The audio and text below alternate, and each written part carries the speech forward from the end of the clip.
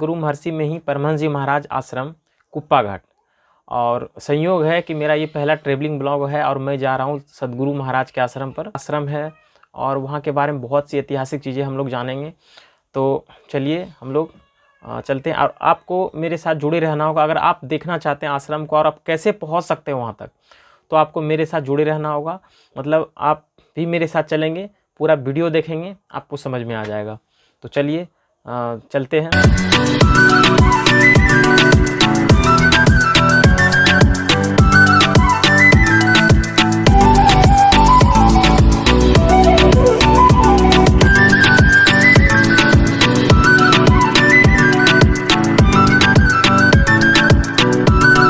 आप सब भागलपुर भी उतर सकते हैं या सबौर भी उतर सकते हैं। अब यहाँ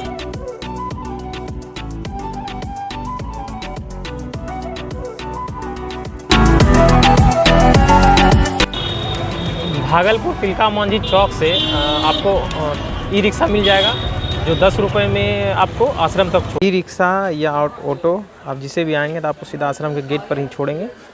तो चलिए हम लोग प्रवेश करते हैं। यही है सदगुरु महाराज का आश्रम। तो चलो जी। बाएं तरफ कुछ दुकान है और दाहिने तरफ सत्संग भवन है। सत्संग भवन जहाँ पर प्रत्येक रविवार को सभी संत महात्माओं का सत्संग होता है। यहाँ पर प्रवचन करते हैं और फिर हम लोग इधर से निकलते हैं। तो बहुत ही भव्य निवास स्थान बनाया गया सदगुरु महाराज का। सदगुरु महाराज का जो निवास स्थान है वहीं पर जा रहे हैं हम लोग। बहुत ज़्यादा क्या बोलते हैं, ऊर्जा का स्रोत, ऊर्जा फील कर सकते हैं।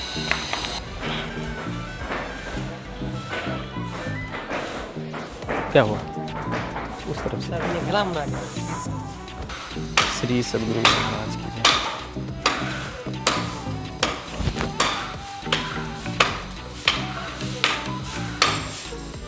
यह सदगुरु महाराज का निवास स्थान।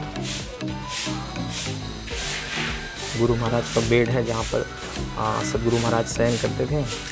और गुरुदेव की, सदगुरु महाराज की एक बड़ी सी तस्वीर लगी है और उसके नीचे समाधि है, अस्थि कलश है सदगुरु महाराज का। और कुछ चीज़ें और दिखा रहे हैं आपको। वहाँ पर सदगुरु महाराज का व्हील चेयर है और जहाँ से बाबा टहलते थे, इस पर बैठकर टहलने निकलते थे।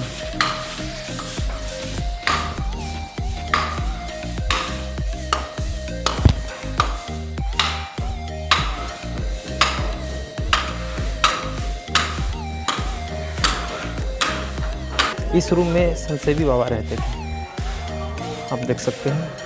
यहाँ पर ये शयन कक्ष है महर्षि संतसेवी परमहंस जी महाराज का। और तो आपको दिखाते हैं कि ये पहले आप देख सकते हैं, ये छोटा वाला है, पुराना है। इसको एक भव्य आकार दिया जा रहा है, बहुत ही विशाल भवन के रूप में। ये गंगा के जस्ट किनारे में है, आप देख सकते हैं। दूर दूर तक गंगा की धारा दिख रही है ना। तो जैसा कि आपको दिखाएं कि यहाँ पर कंस्ट्रक्शन वर्क फिलहाल चल रहा है। सदगुरु महाराज का निवास स्थान और संतसेवी बाबा का निवास स्थान, और उस तरफ स्वामी भगीरथ बाबा का निवास स्थान, और उसके थोड़ा सा बगल में है आचार्य जी का, जो कि वर्तमान में अभी आचार्य जी हैं स्वामी हरेंद्र परमहंस जी महाराज। अब वो अभी फ़िलहाल यहाँ नहीं है क्योंकि वो बीमार है, तो इसके उनका इलाज चल रहा है दिल्ली में।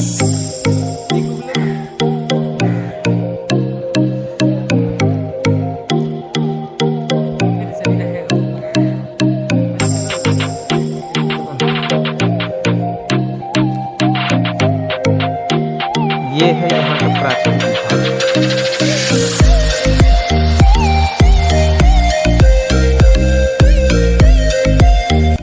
तो ये गुफा बहुत नीचे तक जाती है और ये कब से है इस गुफा का कोई तो अभी तक प्रमाण नहीं मिला है, लेकिन बहुत प्राचीन काल से ये गुफा है यहाँ पे, जहाँ पर सदगुरु महाराज ने 1934 ईस्वी में लगभग 18 महीने की कठिन तपस्या की थी और उसके बाद सदगुरु महाराज को, हाँ, इसी गुफा में ज्ञान की प्राप्ति हुई थी सदगुरु महाराज को, इसी गुफा में। प्राचीन गुफा, यहाँ पर 18 महीना गुरु महाराज अखंड साधना किए थे। तो ये कुछ जानकारी है यहाँ का।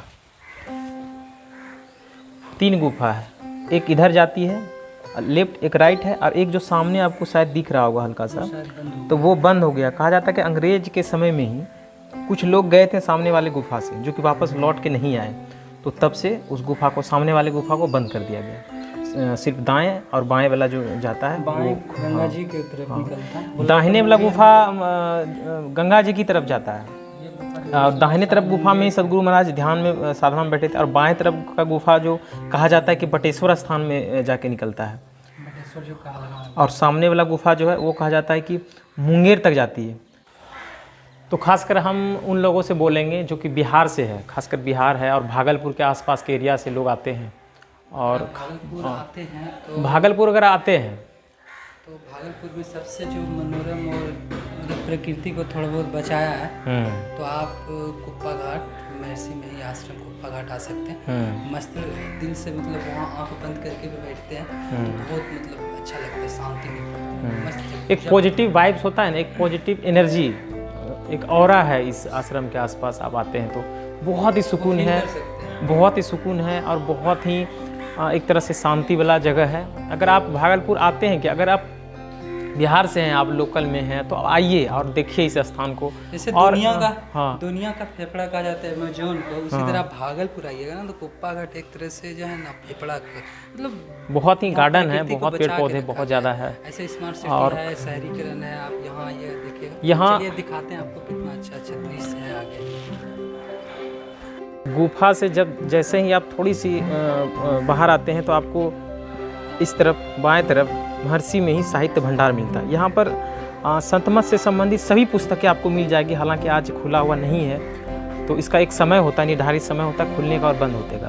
मतलब अगर आप एक बार आते हैं यहाँ, नहीं इधर से आओ, अगर आप एक बार इस आश्रम में आते हैं, आपको यहाँ का शांति आपको इतना पसंद आएगा तो कि आप बैरागी हो जाएंगे। खासकर हम युवाओं से रिक्वेस्ट करेंगे, निवेदन करेंगे कि आप लोग आइए, और अगर आपको मानसिक शांति चाहिए तो आप आइए।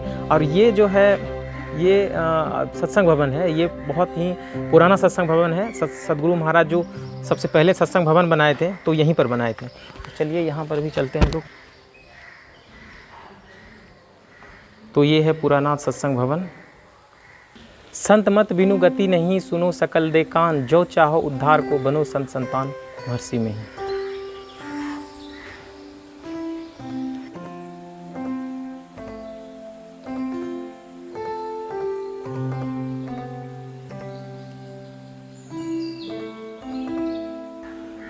सदगुरु महाराज के बारे में आपको जानकारी इंटरनेट पे भी मिल जाएंगे, और लेकिन मैं बहुत ही शॉर्ट में अगर मैं कहूँ तो सदगुरु महाराज जब बहुत छोटे थे तभी उनकी माताजी गुजर गई, और कहा जाता है कि जब वो जन्म लिए थे तो उनके सिर में 7 जटाएँ थी। तो कहा जाता है कि उनको सीधा कर देने के बाद भी, मतलब सुलझा देने के बाद भी, फिर वो रात भर में जटाएँ बन जाती थी। तो किसी ने कहा था उनके पिताजी को, सदगुरु महाराज के पिताजी को, कि ये भविष्य में कोई महान पुरुष बनेंगे। तो सदगुरु महाराज जब पढ़ाई करते थे, एग्ज़ाम देते समय वो वहाँ से निकल गए, और हमेशा के लिए वो निकल गए और भटकते रहे। मतलब बहुत से गुरु के पास गए कि उसे ज्ञान प्राप्त करने के लिए कोई रास्ता बताए। तो अंत में वो मिले बाबा देवी साहब, जो सदगुरु महाराज के गुरु थे। तो उनसे उन्होंने दीक्षा ली, और फिर साधना के लिए वो जगह खोजने लगे। तो साधना के लिए जगह खोजते खोजते वो यहाँ पर भागलपुर आए। भागलपुर में यहाँ पर जो आप गुफा देख रहे हैं, तो गुफा के पास आए, और जो आपको जितना भी अभी आश्रम दिख रहा है, यहाँ पर जितने भी चीज़ें हैं, वो कुछ नहीं था, बस गंगा किनारे आपको जैसे दिखा है, गंगा किनारे बस एक ज़मीन था उबड़ खाबड़, और एक गुफा थे। बहुत ही जंगल था, जहाँ पर सदगुरु महाराज ने 18 महीने तक कठिन तपस्या की, और तब उसे ज्ञान की प्राप्ति हुई। तो हम आपको मिलाते हैं। आपने संत मत के बहुत से भजन सुने होंगे, और जिसको बहुत ही मीठे आवाज़ से, सुरीली आवाज़ से इसने गाया है, तो उसे हम आपको मिलाते हैं। तो मेरे साथ है सृष्टि सुमन दी है, जो आज मिलना हो गया, तो अच्छा लगा आपसे मिलके। खा लीजिए, आज मेरा जन्मदिन है। अच्छा, हैप्पी बर्थडे आपको। ठीक है, आज जन्मदिन भी है तो बोल रही कि मिठाई खाने, तो मिठाई खा लेते थोड़ा सा। जी थैंक यू। लिखो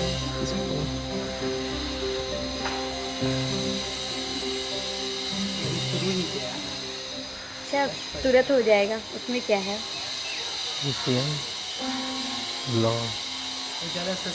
मेरा न्यू चैनल मात्र 4 महीना में मोनेटाइज हो गया। 4 महीनों में? हाँ, सृष्टि सुमन लाइव, सृष्टि सुमन, सृष्टि संत मत, 3 चैनल है। अभी तो आ भी नहीं रहा जी। ठीक है, थैंक यू थैंक यू।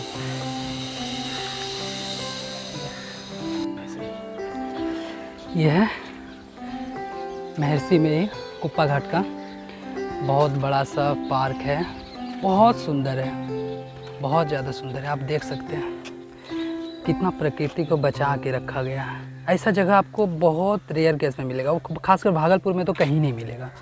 तो ये है समाधि मंदिर का मुख्य द्वार। तो चलिए हम लोग प्रवेश करते हैं अंदर और दर्शन करते हैं समाधि मंदिर के।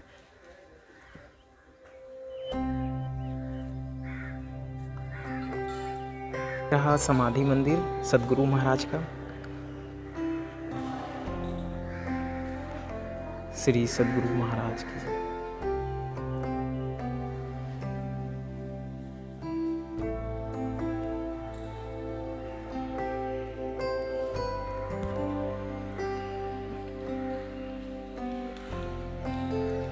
इस सब संत मत के जितने भी सद्गुरु महाराज के द्वारा दोहा लिखे गए हैं, भजन लिखे गए हैं, सारे के सारे उकेरा गया है।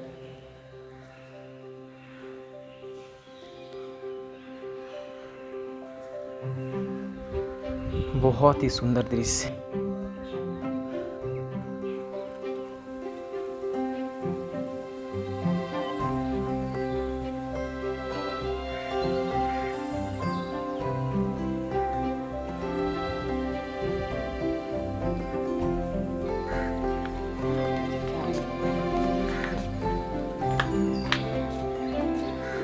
ये है महर्षि संत श्री परमहंस जी महाराज का समाधि स्थल। बहुत ही मनोरम दृश्य। हालांकि जब ज़्यादा धूप होगा तो पैर आपका पक्का जलेगा, बहुत ज़्यादा जलता है इस पे। तो घास में प्रवेश नहीं कर सकते हैं क्योंकि वहाँ लिखा है कि घास में प्रवेश ना करें, तो इसी पे जाना पड़ेगा। हाँ, आपको कुछ नियम कायदे हैं यहाँ के जो आपको मानना पड़ेंगे। जैसे कि आप बिना मतलब के फूल पत्ती कहीं भी नहीं तोड़ सकते हैं, किसी भी पौधे को नुकसान नहीं पहुंचा सकते हैं। क्योंकि आप जो देख रहे हैं ना, ये फूल पौधा जितने भी है, इसे देखिए अभी भी काम हुआ है। इसको मतलब इसका बहुत देखभाल करना पड़ता है। साधक सब जितने हैं, बहुत से साधक हैं जो दिन रात मेहनत करके इस फुलवाड़ी को मतलब हरा भरा रखते हैं। तो इसलिए आपकी और हम सब की जिम्मेदारी होगी कि अगर यहाँ आए तो किसी भी चीज़ को नुकसान ना पहुँचाएँ। तो चलिए पहले हम लोग दर्शन करते हैं।